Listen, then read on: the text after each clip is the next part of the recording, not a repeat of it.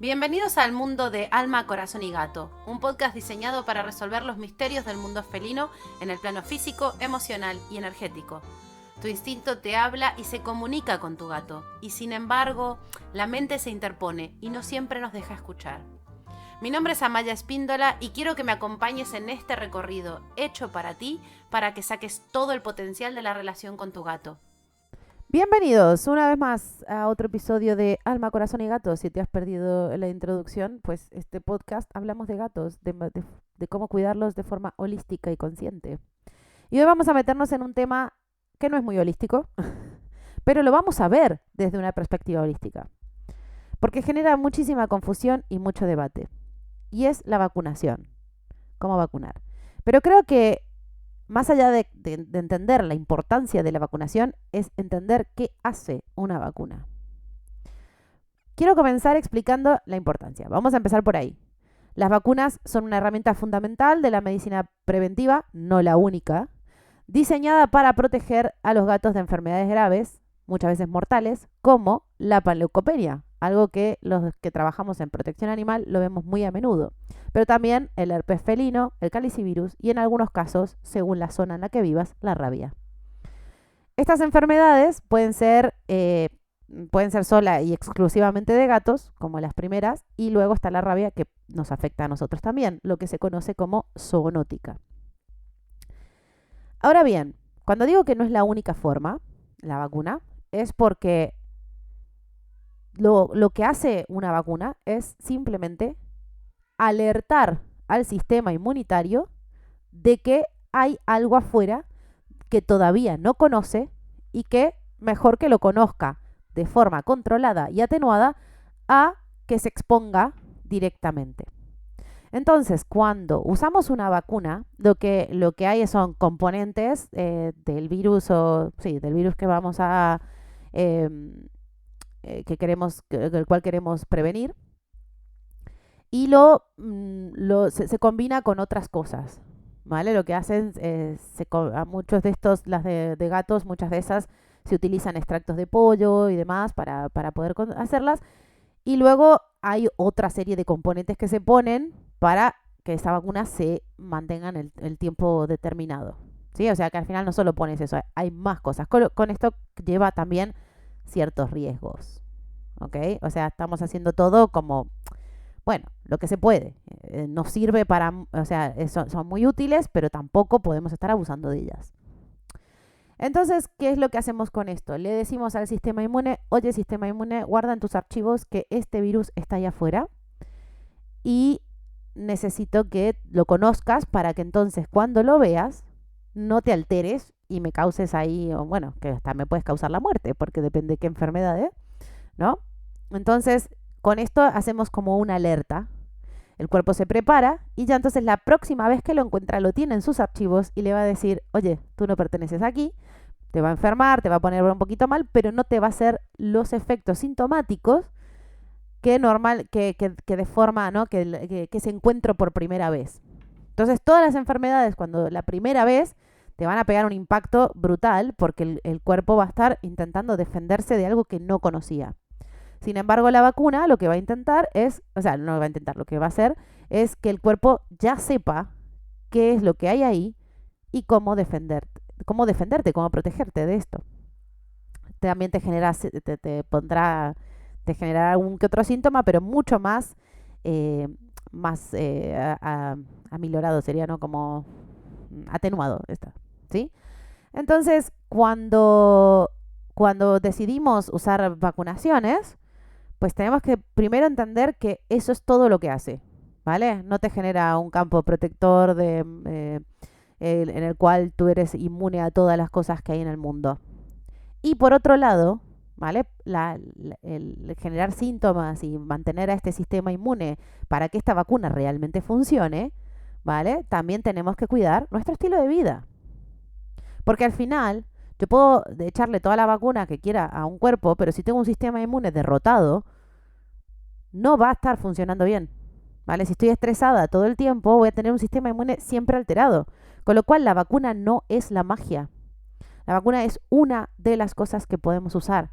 Entonces, en los gatos que usamos para la panleucopenia está muy bien, pero también tengamos que pensar, bueno, ¿cómo los protegemos? Esto, la panleucopenia principalmente hablo de gatos en protección animal, que es donde no más nos afectan, ¿no?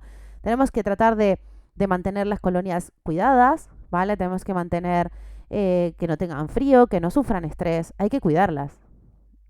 Lamentablemente no siempre se hace. Porque no se puede y porque la gente maravillosa que se dedica a hacer lo posible tiene los recursos que tiene.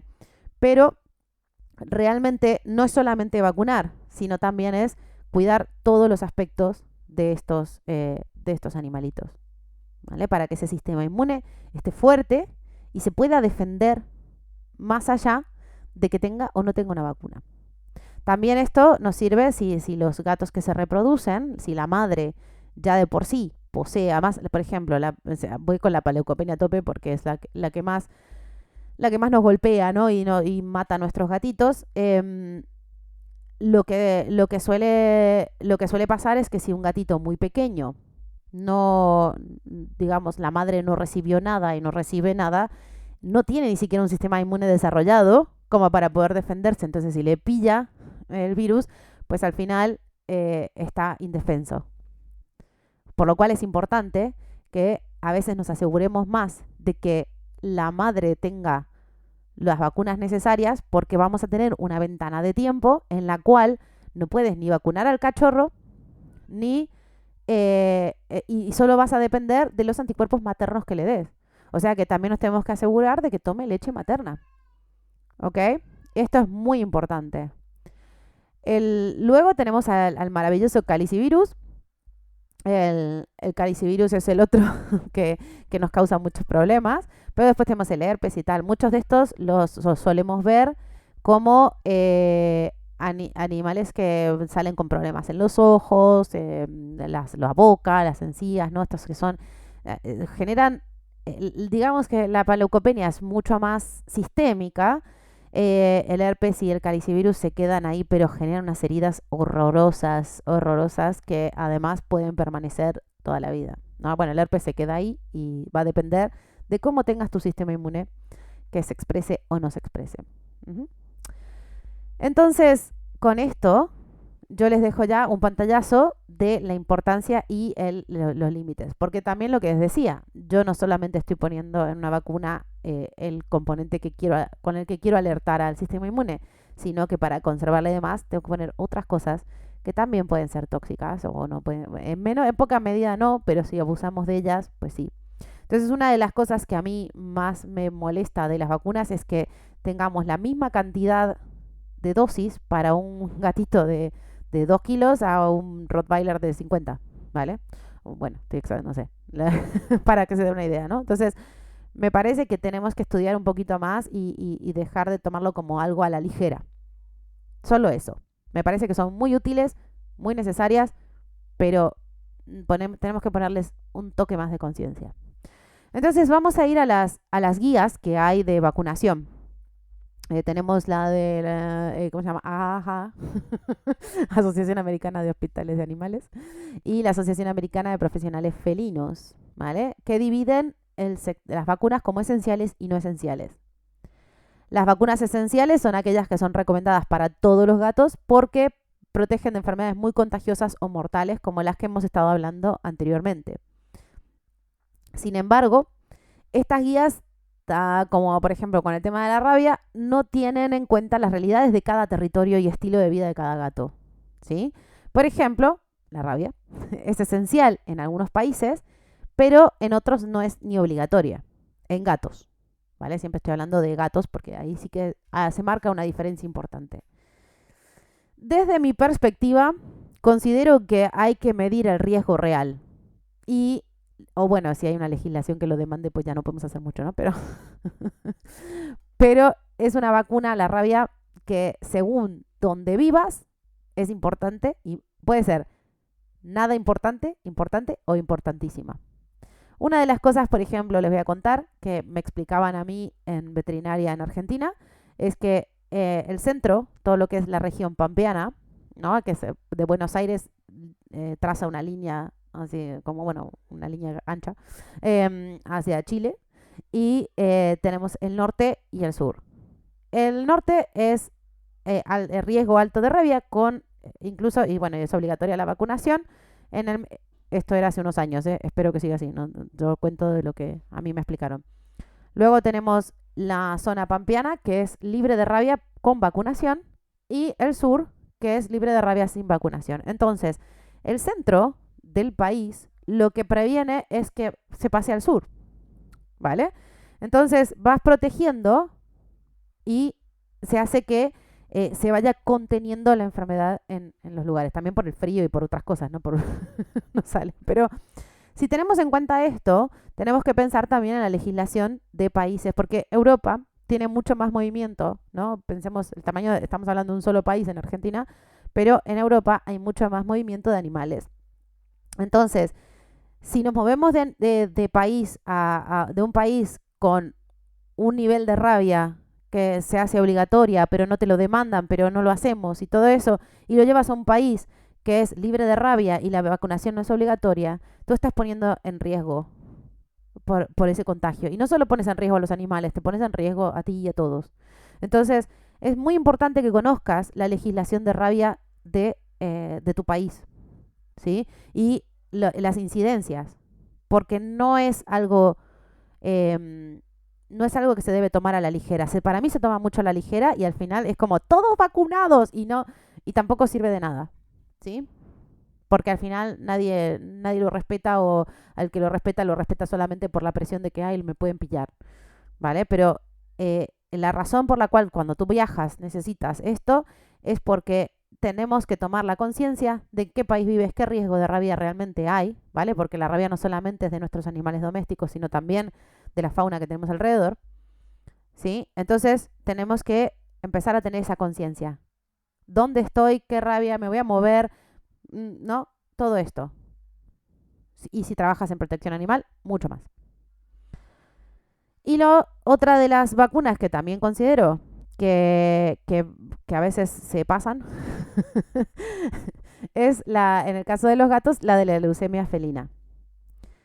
Primero que nada, se vacuna así sin más, ¿vale? Hay que hacer un test. Y esto es lo controversial. El test de leucemia felina que se hace para los gatos. Si lo haces con un gatito muy pequeño y lo haces con el test rápido, ese gato está en ese momento en el periodo de anticuerpos maternos. Entonces, el resultado que te va a dar ese test no es fiable. Lo mejor en ese caso por ahí es hacer PCR, ¿vale? Que es un poco más fiable, pero lo ideal del mundo sería que a los 6 meses más o menos, que cuando ya esté limpio todos los anticuerpos maternos, el cachorrín, el gatín, pues le hagas ahí el test, ¿vale? Y entonces ya sabes si es o no es positivo a leucemia. La vacunación, por ende, a mi criterio, debería empezar por ahí. Entonces, a menos que viva en un ambiente de altísimo riesgo. Como siempre, las cosas hay que evaluarlas de forma individual. Si yo tengo un ambiente de altísimo riesgo y este gatito va a estar enfrentado a otros gatos, porque la leucemia se contagia entre el contacto de gatos, ¿no? Sangre y peleas y demás, ¿cómo tengo que ver esto, ¿no? Tengo que estar, bueno, ¿qué riesgo tengo? ¿Vivo solo en un apartamento con un gato? ¿Cuál es el riesgo? ¿Vale? ¿Lo dejo salir afuera pero no hay más gatos? Otra vez. Hay otros gatos, se vienen, se meten. Vale. Esto es lo que tenemos que evaluar, ¿vale? ¿Cuál es el verdadero riesgo? Entonces, incluso muchos de protección animal no vacunan de leucemia hasta que no ven de verdad el riesgo. Y esto lo he visto mucho en Madrid. Si existe riesgo, se hace. Ya está. ¿Por qué? Porque también hay que pensar, habrás escuchado, o si no, lo buscas en internet, ¿no? El sarcoma de posvacunal, ¿no? Que es esto donde se vacuna, genera una especie de tumor, ¿sí? Un crecimiento celular. Y en ese lugar, ¿vale? Ese tumor puede ser terrible. Entonces, muchas veces se decide usar, porque ocurre mucho con la de la leucemia, se decide vacunar en las patas traseras porque en el caso de que esto surja, amputamos una pierna. Así de fácil, ¿eh? Así pensamos. En vez de pensar realmente cuándo tenemos que vacunar. ¿Sí? Entonces, conciencia, mi gente, esto es lo que os pido siempre. Si vas a tener un ser responsable, también está bueno que nos lo apliquemos a nosotros, ¿eh? O sea, no, esto no, no es solamente para los gatos, pero si tienes un gato, este tipo de cosas creo que son muy útiles de saberlas. Entonces, con todo esto, ¿no? Evaluando, estas dos son como especiales, ¿no? Entonces, con esto que les cuento de cuestiones vacunales, cómo hay que hacerlas y demás, tenemos que pensar también en qué frecuencia vamos a dar estas vacunas. Muchas de las guías que he estado leyendo de veterinarios y demás, pues sugieren que los refuerzos se hagan anuales, en algunas, bueno, eh, incluso hay algunos de los estudios que se indican, la verdad se indican, pero al final tomamos la decisión de hacer refuerzos anuales porque no medimos si son necesarias o no, y entonces nos curamos en salud, como dicen muchos, ¿no? Entonces mejor, te vacuno todos los años y ya está, y me olvido. Pero hay estudios que muestran que por ahí una sola vez de vacuna alcanza para toda la vida. Hay otros que les pasa que le duran 2 a 9 años. 2 a 9 años es un montón, ¿no? La diferencia. Hay otros que tal. Entonces, escucharéis por ahí que lo que dicen es, cada 3 años en vez de cada uno. Pero en realidad, ni todos los años, ni cada 3 años, ni una sola vez en su vida y nunca más, ¿no? Es como, bueno, todo esto todo trae sus riesgos. No necesariamente esto se aplica. Estas son formas generales de cuando no tomamos no los tomamos tan en serio y decimos, bueno, hasta acá, no sé qué. Entonces, lo primero, ¿qué riesgos reales tenemos? Segundo, ¿cómo mantengo al sistema inmune de mi gato independientemente de las vacunas que le dé? Tercero, pongo las vacunas, ¿sí? Elijo ponerlas en una frecuencia, ya sea porque escucho a mi veterinario, lo pongo todos los años, o lo pongo cada 3 o tal, ¿no? Entonces, esta es la frecuencia con la que o no lo hago nunca más. Porque esto pasa mucho también. Entonces, la mejor manera, digamos, de hacerlo sería a través de la titulación de anticuerpos. Que al final, claro, hay que sacar sangre y demás, no todos los gatos es fácil. Y muchos veterinarios no lo tienen en perros y no lo tienen en gatos. Y esto pasa porque es difícil muchas veces llevar al gato y no solo eso, sacarle sangre, ni te cuento, ¿vale? Pero es algo que tenemos que empezar a practicar. Si tienes un gato muy complejo que al final la va a pasar fatal en el veterinario, le vas a arruinar el sistema inmune solo por llevarle, habría que planteárselo, ¿no? Entonces aquí es cuando yo les comento que tengo consultas en las cuales podemos hablar por tiempo, yo te puedo hacer la evaluación de todo esto. ¿Cuál es el verdadero riesgo? ¿Cuántas veces lo tienes que hacer? ¿Cómo llevas al veterinario para que no muera en el intento, ¿no? de llevarle y hacerle la prueba de titulación de anticuerpos? Y así, muchos de mis pacientes al final consiguen mantener un control mucho más coherente de la vacunación. Y solo requiere esto, que hablemos un momento, que lo miremos, cuáles son tus situaciones, cuáles son las cosas que puedes y no puedes hacer, qué veterinarios lo están haciendo, cómo se puede hacer.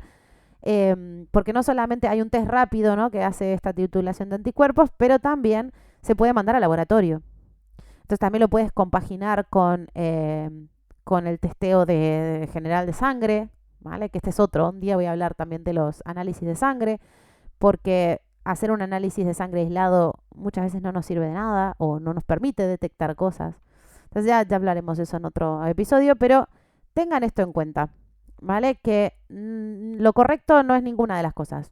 Todo depende. No es ni todos los años, ni cada 3 años, ni nunca más, la única forma es individualizar y saber riesgos y mirar realmente cómo está ese sistema inmune y qué capacidad tiene de sostener esa vacuna en el tiempo con la titulación de anticuerpos.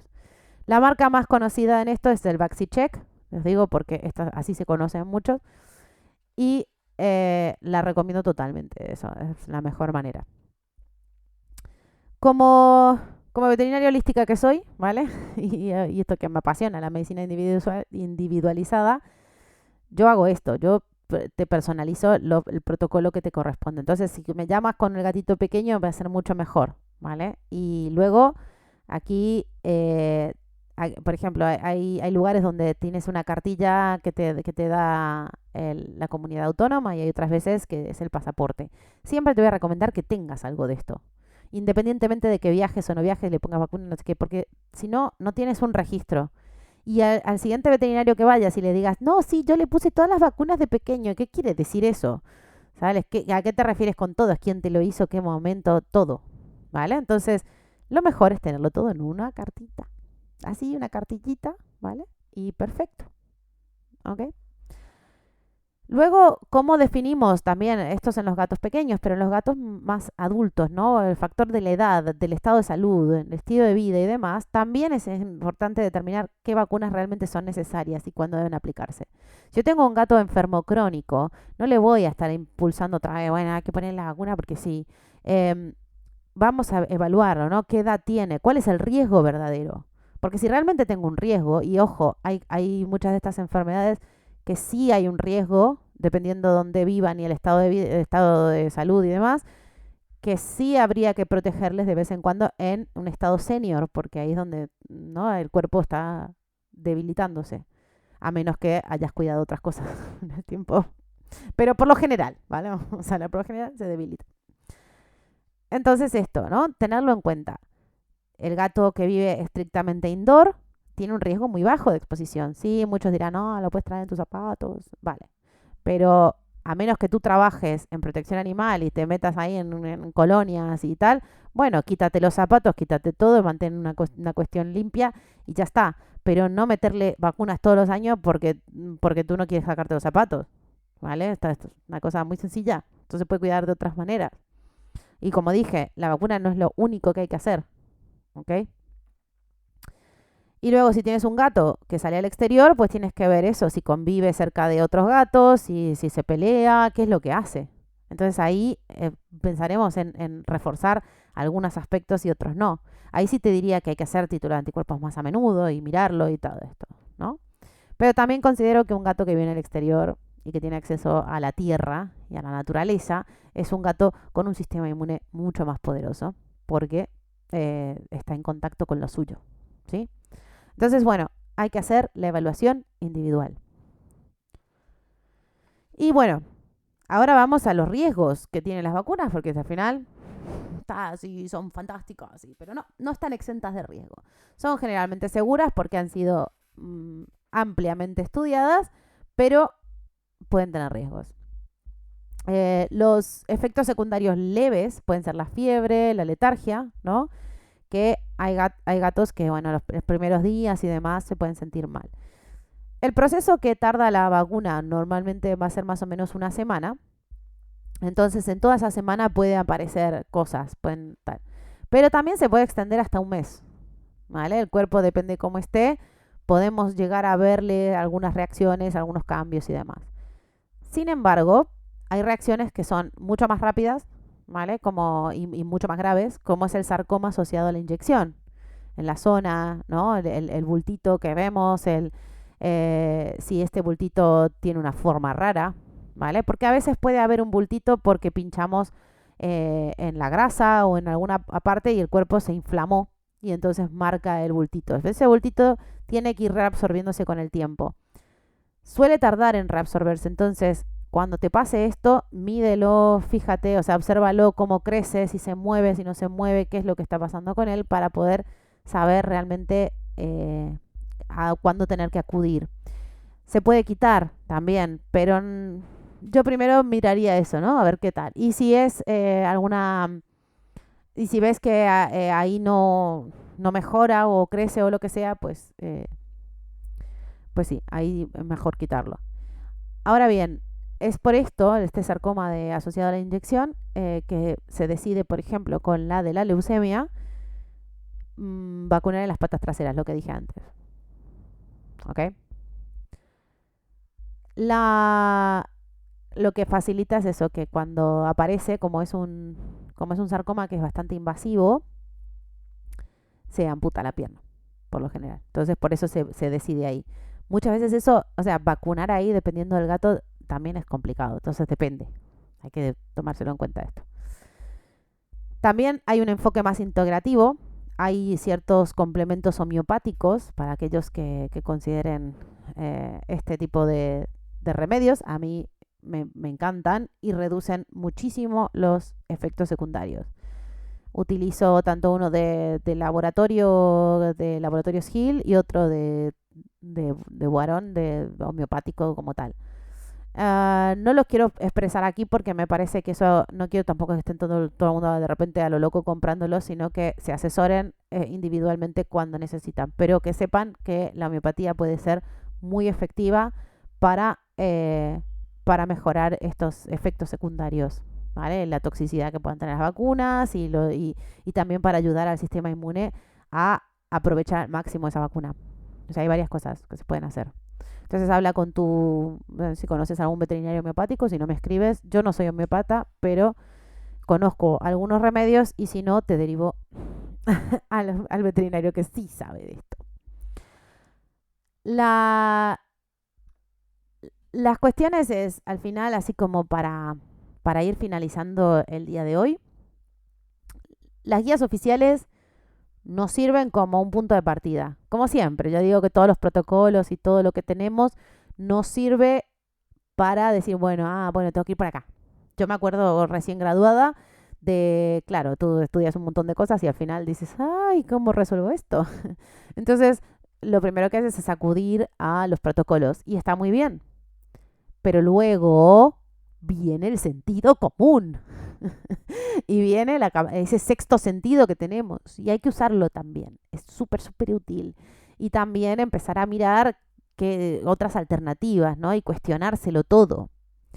¿Y esto por qué lo digo? Esto porque, bueno, hay una serie de vacunas que hay por ahí que a mí no me gustan nada, pero nada, porque pensamos que podemos hacer una vacuna ante todo, ¿ok? O que van a funcionar en todos, pero a veces son más problemáticos los efectos secundarios que producen que lo que realmente previene. Y es por eso que quería hacer así como decirlo, porque si no, no voy a poder dormir. Una de ellas es la vacuna de la peritonitis infecciosa felina, ¿vale? Porque en realidad lo que hace es controlar la infección por coronavirus.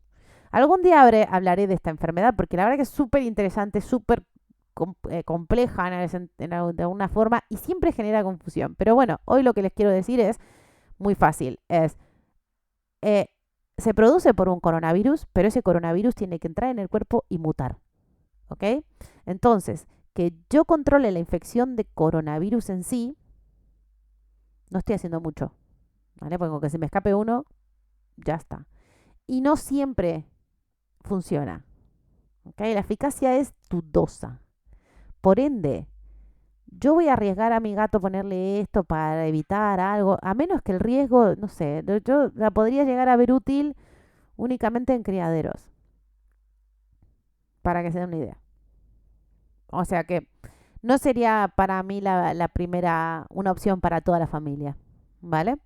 Y la otra que también me suelo plantear es la que viene con clamidia. La clamidia es es como muy parecido al herpes y demás, pero es más bilateral o unilateral, bueno, ahora no me acuerdo. Y afecta a los ojos, es bastante exagerada, dramática como como el calicivirus y el herpes, ¿no? Pero también es menos frecuente. Y en mi experiencia, esa vacuna me ha causado un montón de problemas. O sea, a nivel de gatos que no tienen nada y genera un montón de reacciones. Entonces, a mí no me gusta. Me parece que lo mismo, es un tipo de vacuna que por ahí usaría en gatos con altísimo riesgo de clamidia o de calici o de herpes es el único momento, pero no son para nada mis favoritas. Entonces, esto considero porque quiero que sepan esto, ¿no? No porque yo diga, ay, tengo una vacuna, como pasa en perros, ¿no? Heptavalente, que tiene 7 cosas. Primero, 7 cosas a la vez, imagínate, pobre sistema inmune. Dale tiempo, haz las cosas, y esto también se lo digo a los perros, ¿no? El tema de los perros. En los perros vienen quíntuples o sextuples, no se llama así, eh, heptavalentes, ¿no? Todas estas cuestiones. Vienen de muchos. Y también es como demasiado para el sistema inmune. ¿No sería mejor por ahí hacer una estrategia de vacunación? Digo, se me ocurre. Por ejemplo, a mí con gatos que tienen trivalentes, ¿vale? Tenemos las trivalentes, que eran las tres principales. Luego agregamos una, que puede ser la tetravalente, que se le agrega muchas veces a leucemia. Y después tenemos la que viene tetravalente, pero con clamidia, y se le agrega luego también leucemia si quieres, ¿no? Entonces, al tener estas vacunas, también estás dando un montón de trabajo al sistema inmune de primeras. Entonces, ¿cómo está ese animalito antes? Y esta es otra cosa que, ay, se me estaba olvidando, ya me estaba yendo. Los gatitos, o sea, una de las cosas que tenemos que evaluar, especialmente al vacunar gatitos, es cómo se ha desarrollado. O sea, ¿de qué me sirve, a menos que esté como digo siempre, en un alto nivel de riesgo, de qué me sirve vacunar a un gatito que no tiene desarrollado del todo el sistema inmune, ¿vale? O su sistema nervioso, o no se encuentra perfectamente, porque estas vacunas pueden afectar. Hay efectos secundarios mucho más graves, muchas veces, que afectan a nivel motor y a nivel de a nivel cerebral. A veces, eso se ven rara vez, pero se ven. Entonces, hay que ser consciente, como digo, ¿no? Entonces, si yo tengo un gatito pequeño y vas a ver que algún veterinario por ahí te va a decir, bueno, vamos a vacunarle ahora, pero hay que vacunarle de nuevo aquí, de nuevo aquí, lo repiten cada rato. Tal vez sería mejor proteger a ese gatito del riesgo un tiempo más largo, en vez de estar vacunándolo cada 2 semanas, porque no tiene el sistema inmune todavía lo capaz, ¿no? de salir. También nos puede pasar que nosotros vacunamos, nos olvidamos, hacemos un protocolo normal y se expone a la enfermedad y se enferma. Y tú dices, pero si yo lo he vacunado. Bueno, este tipo de cosas. O sea, por eso digo que hay que pensar en un protocolo personalizado. ¿Ok? Es muy importante que tengamos en cuenta estas cosas. No son mágicas, hay que hacerlo bien, hay que mirarlo bien en cada caso, cuál es el historial, hay que tener un control, todo.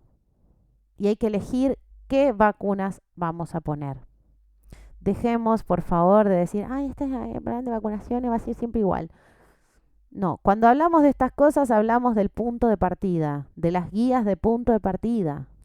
Pero después hay que individualizar para utilizar la menor cantidad de vacunas posibles con el mayor efecto posible. Y así vamos a reducir uno de los grandes tóxicos que le metemos al cuerpo de nuestros animales. ¿Vale? Esta es la reflexión. Como todo en la vida, hay que mirarlo, hay que investigarlo, hay que trabajar en conjunto con el veterinario y es importante que lo hagas. Y ya te digo, si estás pensando en adoptar un gatito o lo tienes o lo que sea, consulta. Es mucho más fácil trabajar antes, porque en media hora resolvemos esto y te lo planteo todo muy bonito, a que luego tengas un problema que además cuando causan problemas de verdad.